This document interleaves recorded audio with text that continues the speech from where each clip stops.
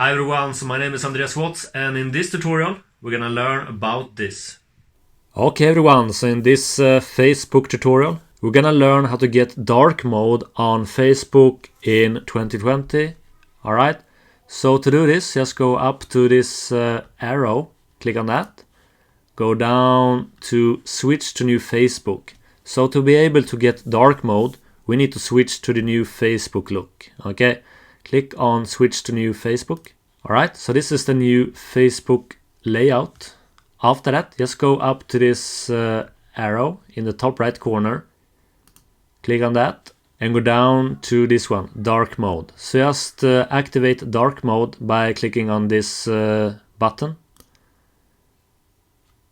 Okay, and if you like to go back to classic Facebook, you can just click right here. Okay, so let's have a look.